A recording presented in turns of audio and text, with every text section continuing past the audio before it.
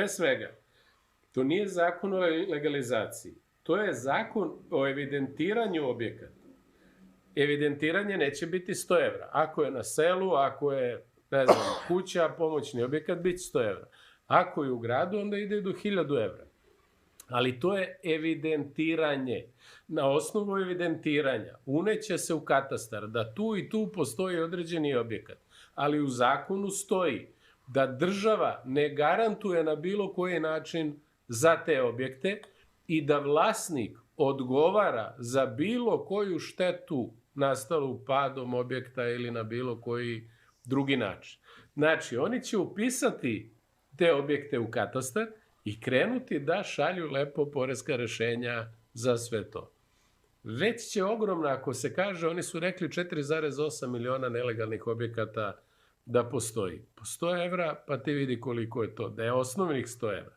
Ali vidi koliko će biti, to će zaista biti milijarde. Samo evo, pošto ja ga nisam čitao, kažem, sećam se, moja porodica je podnosila više puta. Da li će to olakšati da nelegalni objekti mogu da se prodaju? Apsolutno ne. Apsolutno ne. To je samo zakon o evidenciji, bez ikakve garancije. Ali znaš šta je najgore? Što u tom objektu, u tom zakonu stoji da svi započeti postupci staju. Znači, oni su zaustavili legalizaciju po svim prethodnim zakonima. Znači, između ostalog i moja porodica. Tako je. Pazi, tvoja porodica i 100.000 ili milioni drugih porodica. Ali meni nije jasno kako je neko dozvolio, kako su dozvolili mediji, da takva prevara prođe. Jer ljudi, ja znam koliko je mene ljudi pitalo. Zvali su me neki prijatelji iz inostranstva koji imaju neke objekte, zidali kuće ovde, nije im legalizovano. Predaju već godinama, šure ih već godinama, plaćaju već godinama, legalizacije ne.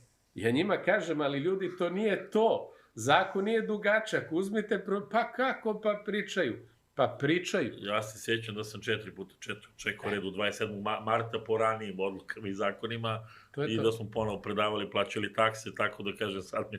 Znači, Vučić je uspeo da umesto da mi iz opozicije postavimo pitanje zašto prethodno doneti zakoni, a Zorana kad je donosila zakon kao ministar, ona je rekla za 6 meseci ćemo završiti legalizaciju. Sećaš toga? Urađeno je ništa.